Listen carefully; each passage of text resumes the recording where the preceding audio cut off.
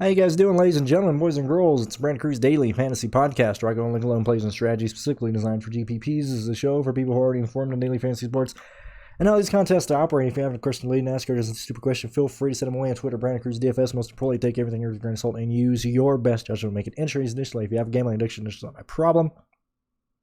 Check your sense of feeling at the door. We're talking about the Cup Series at ROVAL. Take number 3. Because I've just been ranting for the last 45 minutes, and nobody's going to watch it if I just do that the entire time. So we're talking about the Cup Series at the ROVAL, as I just said. Want to touch on some things before we really get into it. A lot of the data from this year, the road course races are pretty useless in terms of finishing positions. I would advise you, first off, we know who's good at road courses, and we know who's not. Like, I don't have to baby you. I know you know who's good at road course, and this is not me being lazy, but like I don't need to tell you that Chase Elliott is a good play this week. I don't need to tell you AJ Allmendinger is a good play this week. I don't need to tell you that Eric Jones is a top 20 driver on road courses. Now he's starting 17th, but I'm at least telling you, hey, he's a top 20 driver, and take with that what you will, you know. But when we look at the road course finishes this year, put an asterisk by each and every one of them. Something has gone wrong or changed the outcourse of the race or just turned it into a joke every single time. And it's really crazy looking at it in hindsight. Like, hindsight truly is 2020. You know, Daytona road course had a late race yellow for sprinkles. NASCAR said it was raining. They needed to put rain tires on. Nobody did that because it's not raining. Messed up the finishing order there. We go to COTA, literally racing in a hurricane. Like, what? We nearly killed half the field in the back straightaway twice. It ends because of rain.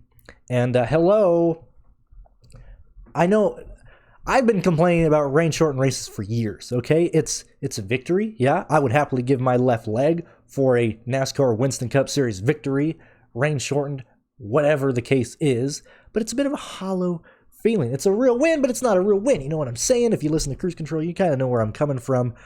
This is not because of Bubba. You know, Chase Elliott won this COTA race. A bunch of bullshit. Like, it was a farce. It's not even a real race. You know, Clinton Warrior won races. You know, Tony Stewart won races. Every race that ends because of rain, it's a hollow victory. Something's missing. Like, I would have loved to be in the stands for Dale Earnhardt Jr.'s final win at Phoenix. You know, seeing Dale Jr. coming to turn 4, checkered flag in the air. Dale Earnhardt Jr.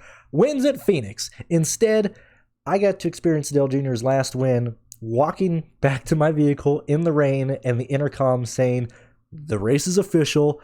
Dale Earnhardt Jr. is your winner." It's a win, but it's something's missing. Anyway, so we go to Road America. Half the field decides to pit towards the end of the race because they have no shot at winning. They're just hoping for a yellow. So we see tons of people going to pit road and pit, hoping for a quick yellow. We see tons of people gaining positions because half the field is pitting. And we have the Hendrick boys run into issues late in the race. We have guys staying out on old tires, yet again, kind of hoping for another yellow. You know, Eric Almirola, drivers like that. And so, you know, we got to look at it all in context. We go to Sonoma. What happened at Sonoma? Oh, it turned to a wreck fest at the end of the race. Not really any usable data because half the field kept on killing each other. We go to Indy. Literally a joke of a race. Don't know what to tell you. We go to Watkins Glen. Pretty much the only normal road course race this year. Now, people ask me all the time, do I consider the ROVALs and traditional road courses, you know, in different light? I don't. The only thing, and it's slightly, like the only way I would actually talk about road course races is how wide the track is and how much runoff area you have. Because Sonoma races, I would argue, way similar to the Charlotte ROVAL than it does Watkins Glen. Does that mean I'm going to use Sonoma data? No, it's not. I'm just going to use it all and together. Like, I don't separate road courses into ROVALs and actual road course. I just don't waste my time doing that. Yet again, we know who is good at road courses. So, moving on this week outside of that, looking to be a pretty chalky week. And not chalky in a sense of, you know, every lamp's going to be built the same, but a good majority of them are. And it's due to the fact that, at least with my projections, I have a lot of guys outside of the true, you know, home run hitters. I have a ton of drivers projected in the 40s for DraftKings points and in the high 30s. And when it's like that, you know, obviously it'll change a bit with laps led and fast laps, but when I have that many people projected for, you know, 5x value, 6x value across the board, it makes you know who to play.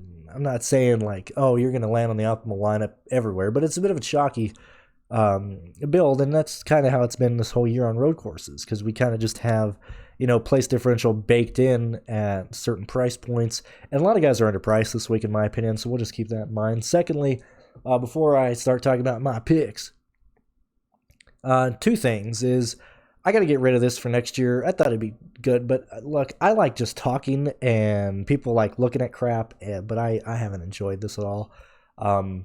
Actually, three things. So secondly, my rank for this video, it's an A or an F.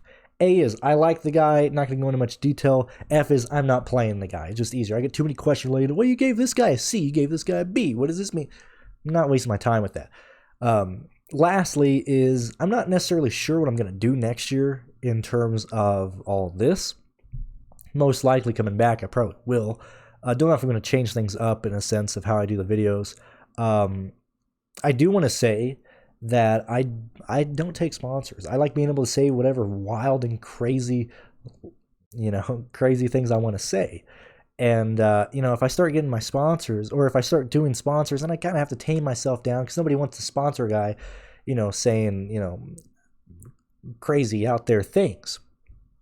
Secondly is I turn them all down, because I like being able to, as I just said, say whatever I want.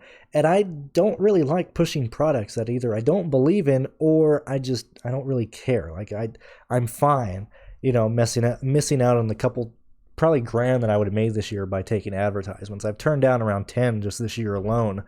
And I like just being here and being able to talk to you. I don't really want to shove things down your mouth. The only thing I will shove down is, my PayPal or my Patreon. If you want to support me, this is like PBS.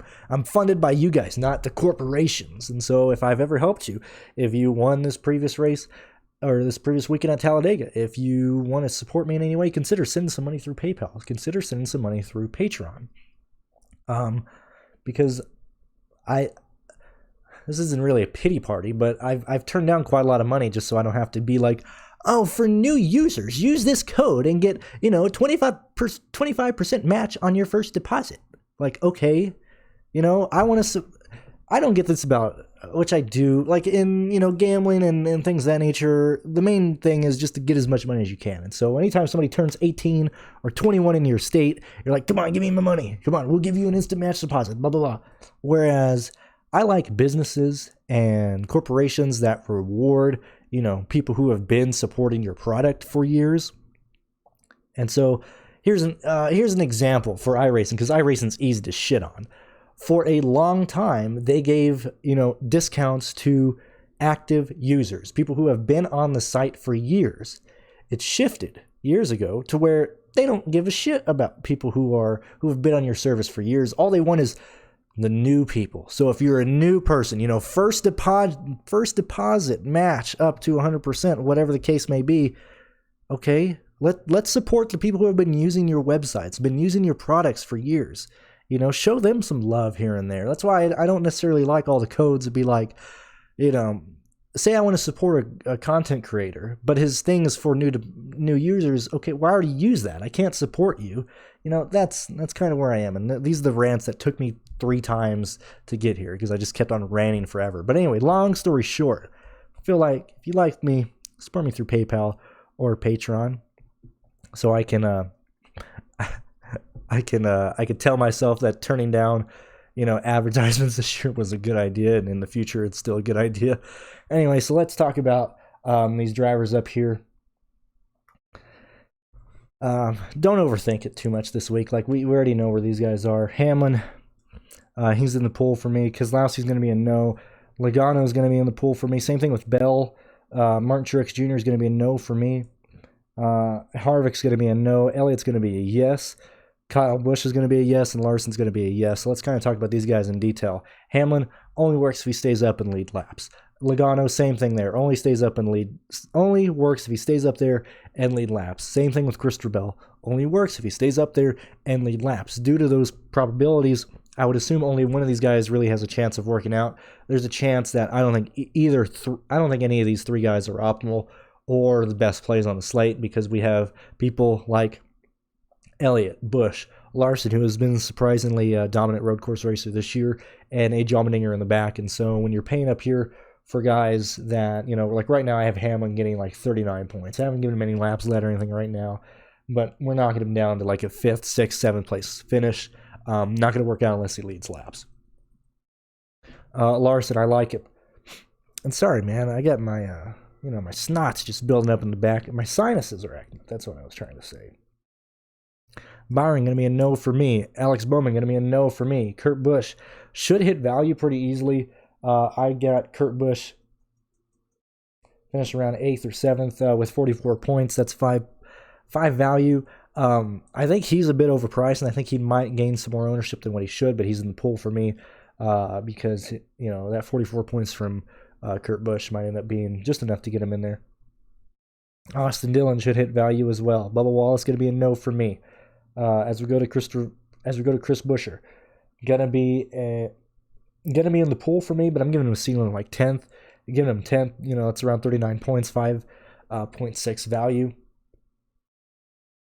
So he's gonna be in there. Eric Jones, 34 points for me. Stenhouse Jr. This is a sense where Stenhouse has been really, really fast this year on the road courses. His finishes don't necessarily reflect that, because when we look at Indy, finished 11th, half the field died. Road America finished 12th, passed half the field because everybody was pitting. However, Stenhouse had a really, really fast car at Road America. He just kept having to go down pit road because he kept blowing tires. If anything, Road America's probably... Road America and Watkins Glen are probably the two tracks where the data to find where people are the easiest. Not necessarily how sure that translates to the ROVAL. Outside of that, you had Coda finish 22nd. Ran in the rain, doesn't really matter. Daytona Road Course finished 18th, one of the guys who lost spots late in that race because they had that yellow. So I like Stenhouse personally, which is odd. Watch, this will be the one week that Jordan doesn't like Stenhouse, and I'm finally on him. But I like Stenhouse easily to shatter his value. He's too cheap. He's absolutely too cheap. In the what are we doing here? He could just finish where he's at. Finished 18th, and the man is given 25 points. That's 4.4 value. Like I said, I'm giving him 12. 37 points easily shatters his price range. I think he's underpriced in this range. Where are we at? Michael McDowell going to be a no for me. Anthony Alfredo, not going to play him. Eric Almirola, not going to play him. Briscoe, yet again, easily underpriced. We've seen him finish in the 30s because he's ran into issues. We've also seen him be a star contender on these road courses. Easily underpriced at his price. Custer's going to be a no for me. Newman's going to be a no for me. Suarez, I like Suarez. We see Suarez have a lot of poor finishes, but that's just because of his equipment. They kept blowing transmissions left and right, man, at these races. Obviously, I forgot what happened to Indy. Either blew the transmission or got caught up in one of the wrecks, but Road America had an engine issue. Coda blew a transmission before it started raining. Daytona Road Course, finished 16th when it actually went green. At Sonoma, finished 18th. He's starting 25th. Should easily smash his price if he doesn't run into mechanical issues. And I'm just saying that I hate when people say that because anybody can have a mechanical issue. But I like Suarez. I like LaJoie. I think LaJoie is oh hell, I just typed over here. I think LaJoie is underpriced. I like LaJoie. So right now in the 5K range, it seems like Stenhouse and LaJoie are pretty two good plays. It also seems like you could probably play LaJoie and Stenhouse together and play whoever else you want. I like going that route. Ross Chastain, I got him at 45 points right now. It's hard for me to see him passing more than 15 cars in this race. I think Chastain is probably a bit overpriced for me. I'm going to leave him in the pool. Not sure what I'm going to do with him when it comes around to Sunday. Yeah, that's where we're at. Quinn Houff's going to be a no for me. Tyler Reddick's going to be a yes. Matt DiBenedetto is going to be a yes. Ryan Preece is going to be a yes. However, I don't think I'm going to end up using Ryan Preece because I just like Stenhouse and LaJoie so much. Ware's going to be a no for me. A. Allmendinger is going to be a yes. Garrett Smithley is going to be a no. Scott Heckert. So this is another thing I went to rant about in the last recording. So obviously we got Joey Hand uh, in the race, and everybody was losing their shit over him being in what is it? Being in a Stewart Haas prepared car running under Rick Ware Racing, whereas I was like, what are we doing, gentlemen? Like, what are we doing? Like, whatever projection we give Joey Hand is going to be wrong. Like, I saw people being like, oh, he's easily going to get a top 20. I don't think he's going to get a top 20. I don't think Joey Hand's going to finish in the 30s. Like, Joey Hand for me is a 22nd place driver. But Brandon, he's in a Stewart Haas car. Okay. Like, what does that mean? We've learned that road courses are more on driver ability, you know, and we've seen nothing but road course ringers really struggle as of late in these stock cars, whether it's Xfinity, whether it's truck, whether it's the Cup Series. Like, these are the most difficult cars to drive on a road course. This man has no practice on a racetrack that is. This isn't a racetrack. It's baffling how many people talk about this being, you know, a huge success. Because I'm just convinced people enjoy chaos and wrecks, and they're just afraid to say that. When they talk about all the highlights of the ROVAL, it's literally just the wrecks. It's a wreck compilation. What about the time Jimmy and Truex got spun on the last corner? Okay, Jimmy had nothing to lose, spun out Truex, had to stop. Like, okay, how's that exciting? Oh, what about the time Elliott, blew the corner and wrecked? Okay, what? Like, what are we talking about? The ROVAL is a terrible racetrack. It's a joke. So anyway, the Joey Hand talk here is just what are we talking about? You know? No, I hope DraftKings prices him up because if he's $5,500, he's gonna be. I'm giving him 20. Like, what are we giving him? We're giving him like 28th. My guys, like, I'm not gonna kill myself to play Joey Hand. Like, that's just a joke. Josh Bilicki, I'm giving Josh Bilicki 24 points, close to being there on value. You got to keep him in the player pool. I got Justin Haley doing pretty well. I like Haley there as well. Timmy Hill's gonna be a no for me. But when you're here, like 1, 2, 3, 4, 5, 6, 7, 8, 9, 10, 11, 12, 13, 14, 15, 16, 17, 18, 19, 20. So, I mean, half the field is in there. And then, like, depending on what projections you run, or if, say, you're using mine, like, you can see who I like, who just barely hits, like a 4.9, 5x value. And then you can see the guys that I really like. Like, this week I really like here. We're going to talk about the guys I really like. I really like Stenhouse Jr. this weekend. I really like Chase Elliott this weekend. I really like Eric Almirola this weekend. I really like Tyler Reddick. I really like Suarez. I really like Briscoe. And so let's continue on. Kind of talk about who I'm really liking here. I like LaJoy. I think LaJoy is underpriced. I like DiBenedetto. DiBenedetto is easily going to fit in there, not because he's basically at the cutoff range of like hitting value. Like, I really like him this weekend. I like Larson this weekend. And so it's a sense of 1, 2, 3, 4, 5, 6, 7, 8, 9. Like, these are 9 guys that I like legit like not bullshitting you of being like, oh, he might hit value. Like, I like Elliott. I like Larson. I like Stenhouse, Briscoe, Suarez, LaJoy, Reddick, DiBenedetto, Allmendinger. Like, those 9 drivers are what is probably going to make a majority of 4 drivers in all my lineups, or even 5, or possibly just make a lineup using these 9. Like, it's really easy this weekend. It just depends on who wrecks and who doesn't. Because, late in the race, people are going to spin out and wreck. People spin out, run off the course. People always run into issues here at the ROVAL. And that's why people find it exciting, because so many people struggle here. It's so easy to run into struggles. I don't think we're going to see any rain. Sunday, I was looking at the weather for Concord, North Carolina, because that's where the track is.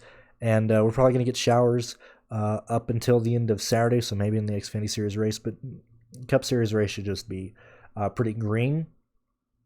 And yeah, like I think Allmendinger is going to be extremely popular, and he has a very good chance to be an optimal. I like the idea of playing Stenhouse and LaJoie together, so you can get Allmendinger and then really not worry about anything. So you could play, Elliott, Allmendinger, Stenhouse, and LaJoie. Those 4 drivers are going to be pretty safe plays in my opinion, and so that's how I'm probably going to go about it. And yeah, thank you for letting me rant, and hopefully you enjoyed it. Consider donating on PayPal if you want to support me, and we will talk to you guys later.